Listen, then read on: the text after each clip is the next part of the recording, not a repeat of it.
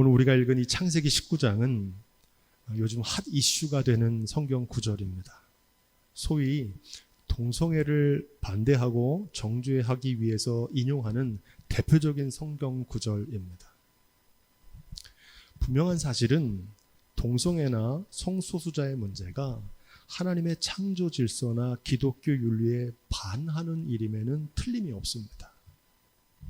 하지만 소돔과 고모라가 동성애 때문에 멸망했다는 것은 이 본문이 본래 전하는 메시지가 아닙니다. 신앙적인 이유로 또 문화적인 이유로 동성애를 반대할 자유가 있습니다. 하지만 그 근거로 이 소돔과 고모라가 멸망한 이유가 동성애 때문이라고 주장하는 것은 성경 말씀에 대한 곡해입니다. 그렇다면 이 소돔과 고모라는 왜 멸망했을까요? 고대 메트로폴리탄이고 수많은 사람들이 거주하던 땅이 순식간에 불바다가 되어서 아무도 거주할 수 없는 땅이 돼버린 이유는 무엇일까요? 이 말씀이 전하는 메시지를 이해하기 위해서는 먼저 예수님께서 하신 악한 포도원 농부들에 관한 비유를 살펴봐야 됩니다. 우리가 함께 읽은 마가복음 12장 1절로 8절 말씀, 이 비유의 내용은 아주 단순합니다. 포도원 주인이 정성스럽게 포도원을 조성하고 포도원 농부들에게 세를 주어 맡겼습니다. 추수 때가 되자 주인이 포도원에 소출을 거두려고 자신의 종들을 보냈습니다. 그러자 포도원 농부들은 주인이 보낸 종을 잡아 심히 때리고 상처를 내고 능욕하여 죽였습니다. 주인이 사랑하는 아들을 보내면서 내 아들은 공경하겠지. 하지만 그들은 이는 상속자니 자 죽이자.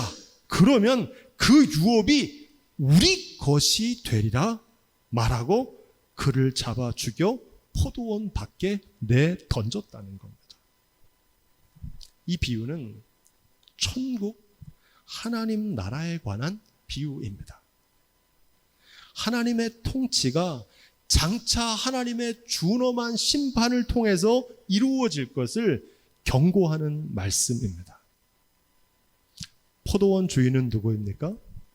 천지를 만드신 하나님이십니다. 포도원 농부들은 누구일까요? 하나님의 택하심을 받은 선민 이스라엘 백성입니다. 그들은 하나님이 보내신 선지자들을 핍박하고 독생자 예수 그리스도를 죽인 만행을 저질렀던 겁니다. 거기에 대한 경고의 말씀입니다. 핵심은 마가복음 12장 9절입니다. 포도원 주인이 어떻게 하겠느뇨? 와서 그 농부들을 진멸하고 포도원을 다른 사람들에게 주리라. 아멘. 예수님께서 질문하십니다. 만일 너희가 포도원 주인의 입장이라면 그들을 어떻게 처리하겠냐는 겁니다. 주인이 직접 와서 그 농부들을 진멸하고 포도원을 다른 사람들에게 줄 것이다. 이렇게 말합니다. 이 말씀과 평행 본문인 마태복음 21장 41절은 이렇게 말합니다. 그러므로 내가 너희에게 이르노니 하나님의 나라를 너희는 빼앗기고 그의 나라에 열매 맺는 백성이 받게 되리라 말씀하십니다. 선지자들과 독생자 예수 그리스도를 죽인 자들에게 임할 하나님의 심판이 임하게 된 겁니다. 이 예수님이 비유를 누구에게 하신 말씀인지 12절에 기록되는데 이렇게 되어 있어요. 저희가 예수의 이 비유는 자기들을 가리켜 말씀하신 줄 알고, 이 비유 누구에게 하신 거라는 거예요? 자기들한테 한 얘기라는 거예요. 남 얘기가 아니라 오늘 우리 얘기라는 겁니다. 이 비유는 포도원의 주인 노릇한 악독한 청지기들에게 하신 말씀인데, 삶의 주관자이신 하나님을 경외하지 않고 교회의 머리 되신 예수 그리스도를 멸시하는 모든 사람들에게 주시는 경고의 말씀이라는 겁니다. 과거 유대인들에게 하신 말씀이 아니라 오늘 우리에게 하시는 말씀인 줄로 믿습니다. 그런 의미에서 창세기 19장 1절로 3절 오늘 본문 말씀을 이제 함께 읽어보겠습니다. 날이 저물 때라고 하는 이 대목이 중요합니다. 어둠이 짙게 드리워진 소돔의 운명을 은유적으로 표현하고 있는 겁니다. 앞에서 아브라함에게 찾아갔을 때 오정즈음에라는 정오의 태양이 가장 높을 때와 대조적인 모습입니다. 우리의 인생도 영원하지 않고 날이 저문 순간이 옵니다. 우리의 삶을 그날에 하나님 앞에서 결산하는 날이 온다는 겁니다. 날이 저문 순간이 오면 누구도 예외 없이 하나님의 심판대 앞에 서게 됩니다. 온 인류는 지금 날이 저물 때를 살고 있습니다. 그래서 우리가 살고 있는 이 시대를 말세지말 마지막 때라고 합니다. 주님이 다시 오실 날을 기다리며 주님의 심판대 앞에서 합당한 삶을 살아가는 하루하루가 될 수 있기를 주님의 이름으로 축복드립니다. 그 두 천사가 소돔에 이르렀다 이러는데 지난 시간에 우리가 살펴봤던 아브라함에게 세 사람이 찾아옵니다. 오늘 성경 말씀을 보니까 이 세 사람이 누군지가 정확하게 드러납니다. 여호와 하나님은 지금 아브라함과 대화하고 계시고 두 천사를 소돔과 고모라에 먼저 보낸 겁니다. 여호와 하나님께서 이 두 천사를 미리 소돔에 보내신 이유가 창세기 18장 20절로 21절에 나오는데 이렇게 돼 있어요. 여호와께서 또 가라사대 소돔과 고모라에 대한 부르짖음이 크고 그 죄악이 심히 중하니 내가 이제 내려가서 그 모든 행한 것을 과연 내게 들린 부르짖음과 같은지 그렇지 않은지 내가 보고 알려 하노라. 두 천사는 소돔과 고모라의 실상을 파악하기 위해서 하나님이 보내신 사자들입니다. 두 천사의 구체적인 임무가 창세기 19장 13절에 나오는데 그들에게 대하여 부르짖음이 여호와 앞에 크므로 여호와께서 우리로 이곳을 멸하러 보내셨나니 우리가 멸하리라. 왜 보내셨다는 겁니까? 이 두 천사를 소돔의 죄악을 심판하기 위해서 보내신 겁니다. 그날 밤에 소돔에서 어떤 일이 벌어졌는가? 4절로 5절 말씀입니다. 우리 이 말씀을 함께 읽습니다. 창세기 19장 4절 5절 시작. 그들의 눕기 전에 그 성사람 곧 소돔 백성들이 물온 노소하고 사방에서 다 모여 그 집을 애워싸고 롯을 부르고 그에게 이르되 이 저녁에 내게 온 사람이 어디 있느냐 이끌어내라 우리가 그들을 상관하리라. 소돔과 고모라가 멸망한 이유가 여기에 나옵니다. 우리가 그들을 상관하리라 이렇게 말합니다. 여기서 우리는 누굽니까? 소돔 백성들이고 그들은 누굽니까? 하나님이 보내신 사람들입니다. 천사죠. 이 말씀을 이해하기 위해서는 이 상관하리라고 하는 단어에 주목해야 됩니다. 이 상관하다는 단어는 원어가 히브리어로 야다인데 알다라는 뜻입니다. 알다. 그런데 그냥 아는 게 아니라 체험적으로 아는 걸 말합니다. 깨닫다는 뜻도 있어요. 그냥 깨닫는 게 아니라 경험을 통해서 깨닫는 것을 말합니다. 그리고 이 야다라고 하는 단어는 친밀한 관계를 맺다는 뜻입니다. 그래서 여기에 동침하다는 뜻도 있습니다. 여러 가지로 쓰이는데 크게 긍정적인 의미와 부정적인 의미로 쓰입니다. 관찰하다고 할 때는 긍정적인 의미지만 부정적인 의미로는 염탐하다, 참견하다 이렇게 쓰이기도 하고 긍정적인 의미로 관심을 갖다 말할 수도 있지만 부정적인 의미로는 오지랖이 넓다 이런 뜻입니다. 오지랖이 뭡니까? 쓸데없이 지나치게 남의 일에 간섭하거나 아무 일에나 참견하는 걸 말합니다. 이게 야다입니다. 이 본문에서는 이 상관하다는 말은 부정적인 의미로 쓰여져 있습니다. 그래서 육체적인 친밀함을 넘어서 성적인 관계를 의미한다고 해석할 수 있습니다. 모든 인간 관계에는 긍정적인 면만 있는 게 아니라 부정적인 면도 있습니다. 그렇죠? 선한 영향력을 받기도 하지만 악한 영향력을 받기도 합니다. 이 성관계에도 양면성이 있습니다. 서로에 대한 사랑과 존중으로 생명을 잉태하는 성관계는 축복의 관계가 됩니다. 하지만 이와 달리 일방적이고 이기적인 욕정으로 자신의 쾌락을 채우려는 강간이나 성폭행도 있습니다. 똑같은 성관계지만 그 의미가 다릅니다. 오늘 본문은 어떤 성관계를 말하는 것 같습니까? 긍정적인 관계가 아니라 부정적인 성관계, 곧 성폭력을 의미합니다. 오늘 본문에 나오는 두 천사, 성경에는 천사 이름이 딱 둘이 나와요. 한 사람은 누구냐면 가브리엘입니다. 그 옆에 있는 미가엘은 어떤 천사입니까? 미가엘은 악한 사단 마귀와 대적하여 싸우는 천군을 뜻합니다. 여러분, 이 천사들의 모습을 보십시오. 여성 같습니까? 남성 같습니까? 천사는 성이 없습니다. 그래서 이 두 천사를 범하려고 했던 게 남성들이 남성을 범하려고 했던 동성애라고 말하는 것은 비약입니다. 본문이 전하는 두 천사와의 성관계를 맺으려고 했던 것은 동성애를 말하는 것이 아니라 강제력을 동원한 집단 성폭행을 하려고 했던 겁니다. 이게 야다입니다. 메시지 성경은 이 대목을 이렇게 번역합니다. 우리가 그들과 재미 좀 봐야겠다. 이렇게 말합니다. 본문은 성적인 폭행을 넘어서 힘과 지위를 내세워서 타인을 지배하고 놀이개로 삼는 모습들을 통칭해서 말하고 있는 겁니다. 다른 사람을 향한 집단적인 해코지를 말하는 겁니다. 이짐의 왕따 같은 거예요. 한마디로 소돔 백성들이 나그네들에게 텃세를 부린 겁니다. 낯선 이방인 방문자와 손님들에게 자신들의 기득권과 집단적인 힘을 내세우며 위세를 떨었던 겁니다. 그게 야다입니다. 이 말씀을 교회 공동체에 적용하면 교회 안에서 신앙적인 교제, 영적인 교제는 우리를 유익하게 하지만 교회 안에서 인간적인 교제와 사적인 친분을 쌓는 것은 무익하고 해롭기까지 합니다.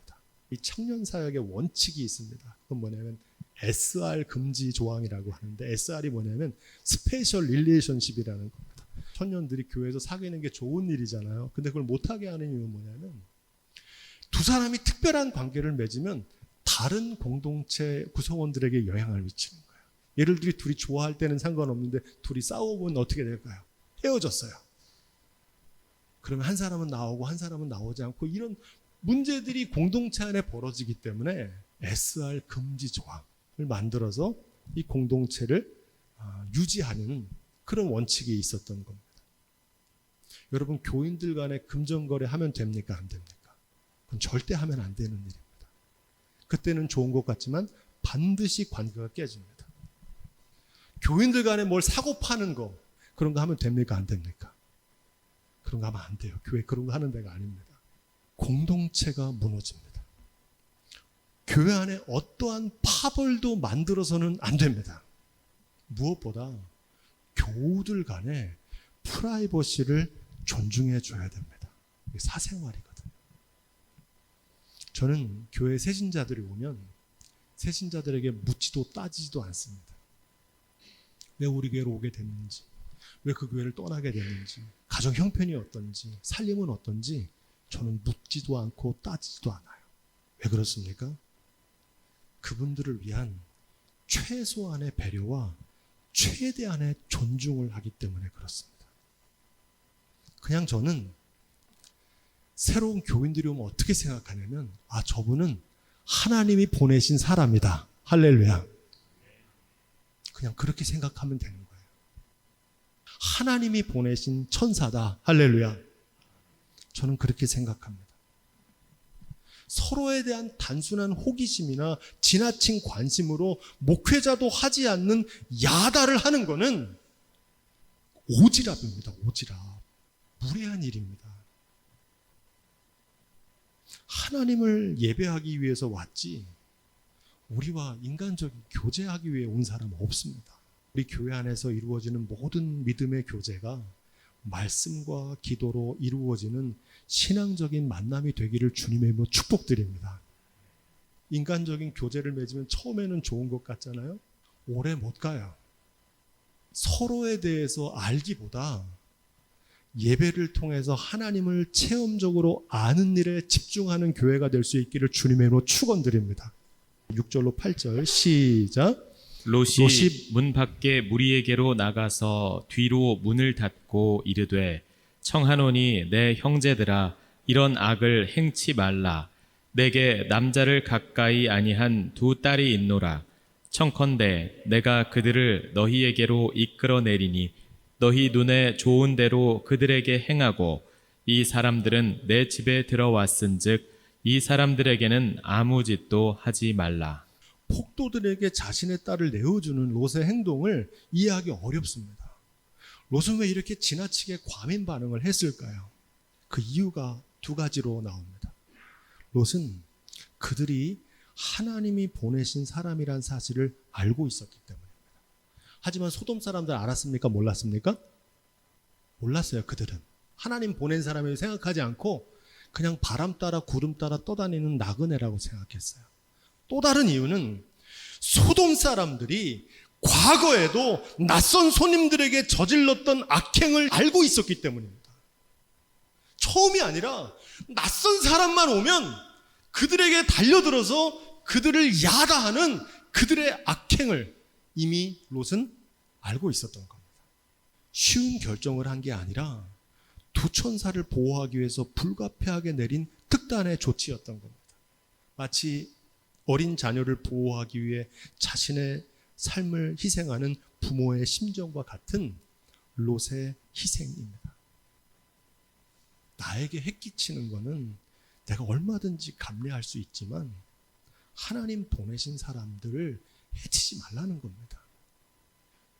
오늘날 많은 성도들이 이 말씀을 읽을 때 롯의 결정을 이해하지 못하는 것처럼 나쁜 영향으로부터 새 가족들을 보호하기 위한 목회자의 본심을 오해하는 경우가 많더라고요. 저를 해코지 하는 건 저는 목사니까 얼마든지 감수할 수 있어요. 하지만 교회 공동체를 망가뜨리면 안 됩니다.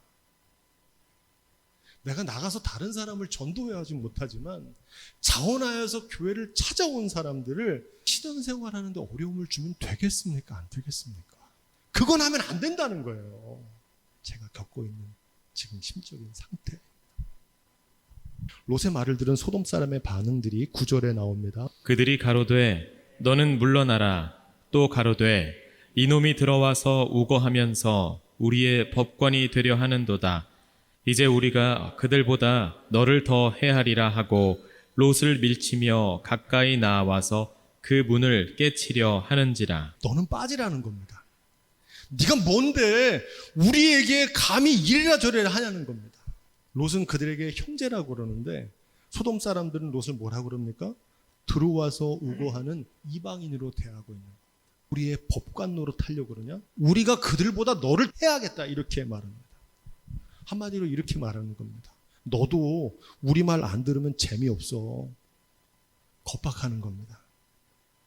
여기서 우리라는 단어가 중요합니다. 우리를 내세우면서 편을 가르는 겁니다. 이걸 삐뚤어진 공동체 의식이라고 합니다. 너와 다른 나는 우리가 아니라는 거예요. 한마디로 텃세를 부리며 유세를 떨고 있는 겁니다. 교회를 찾아온 새 가족들은 손님이고 먼저 나온 우리가 주인입니까? 교회의 주인은 오직 예수 그리스도 한 분뿐이신 줄로 믿습니다. 여러분, 교회에서 이렇게 유세를 떨고 텃세를 부리면 누가 무서워서 신앙생활 하겠습니까? 남이 아니라 내 부모, 내 자녀, 내 형제라고 생각하면 이렇게 함부로 대할 수 없습니다. 남이라고 생각하는 거예요. 오늘날 지독한 집단 이기주의들이 한국 교회 공동체들을, 주님의 몸된 교회를 멍들게 하고 있습니다. 교회마다 이 문제예요. 롯을 밀치며 그 문을 깨치려 했다. 이 말씀이 중요합니다. 문은 뭡니까? 우리가 문을 열고 들어왔는데 이 문은 안과 밖을 구분하는 도구입니다. 여러분, 모든 인간관계에는 지켜야 될 선이 있습니다. 넘지 말아야 될 가이드라인이 있다고요. 스스로 오만해져서 주인 노릇하는 사람들은 성욕이 없어요. 어려운 게 없습니다. 여긴 내 마음대로 해도 된다고 생각해요. 거칠 게 없다고 생각해요. 그 뜻대로 안 되면 내버려 두질 않아요. 못 견뎌요. 두 천사를 박대한 이유는 소돔 사람들이 포도원 농부들처럼 스스로 주인이라고 착각했던 겁니다. 그게 원인이에요. 여러분, 포도원 주인이 누구십니까? 포도원 주인이 여호와 하나님이시듯 소돔과 고모라의 주인도 여호와 하나님이신 줄로 믿습니다. 여러분, 번성했던 소돔과 고모라는 왜 멸망했을까요? 오늘 많은 기독교인들은 동성애자들 때문에 소돔과 고모라 망했다 손가락질하면서 우리 자신은 소돔과 고모라의 죄악과는 아무 상관없다고 생각합니다. 소돔과 고모라는 동성애 때문에 멸망한 게 아닙니다. 하나님이 보내신 사람들을 환대하지 않고 박대했기 때문입니다. 마태복음 10장 14절로 15절 이렇게 말합니다. 누구든지 너희를 영접도 아니하고 너희 말을 듣지도 아니하거든 그 집이나 성에서 나가서 너의 발에 먼지를 털어버려라. 내가 진실로 너희에게 이르노니 심판날에 소돔과 고모라 땅이 그 성보다 견디기 쉬우니라. 잠언서 14장 31절은 이렇게 말합니다. 가난한 사람을 학대하는 자는 그를 지으신 이를 멸시하는 자요, 궁핍한 사람을 불쌍히 여기는 자는 주를 존경하는 자니라. 손님을 환대하지 않는 사업이 잘 될 수 없는 것처럼 새가족을 환대하지 않는 교회가 어떻게 성장할 수 있겠습니까? 오늘날 교회를 무너뜨리는 건 스스로 교회의 주인 노릇하며 박대를 일삼는 이기적인 목회자와 자기 생각만 하는 교인들이 문제인 겁니다. 교회의 주인은 예수 그리스도 한 분뿐이신 줄로 믿습니다. 우리 교회의 비전은 뭡니까? 주님이 머리 되신 거룩한 교회입니다. 우리 모두가 주님의 청지기인 줄로 믿습니다. 전 우리 교회가 쉴만한 물가처럼 지치고 상한 영혼들이 누구나 찾아와서 편안하게 예배드릴 수 있는 곳이 되기를 축원합니다. 교회 처음 나온 사람들도 다른 사람의 눈치 보지 않고 하나님께 예배하는 일에만 집중할 수 있는 교회가 되기를 바랍니다. 서로에 대해서 알기보다는 하나님을 아는 교회가 되기를 소망합니다. 오늘 말씀을 삶에 구체적으로 한 가지 적용하고 설교를 마치려고 합니다. 새신자들이 교회에 오시면 하나님이 보내신 사람이라고 생각하십시오. 그래서 그들에게 뭘 특별하게 잘해주려고 하지 마시고 교회에 새신자가 왔을 때 10사람만 그 사람을 환영해주고 환대해주면 아, 내가 이 교회에서 환영을 받고 있구나 이렇게 느낀대요. 아, 다음 주에도 이 교회에 와야겠다 이렇게 느낀대요. 여러분, 어려운 일 아니죠? 작은 실천이 주님께서 우리에게 주신 언약을 성취하는 시작이 될 줄로 믿습니다. 바라기는 그런 교회, 그런 공동체가 되기를 주님의 이름으로 축원드립니다.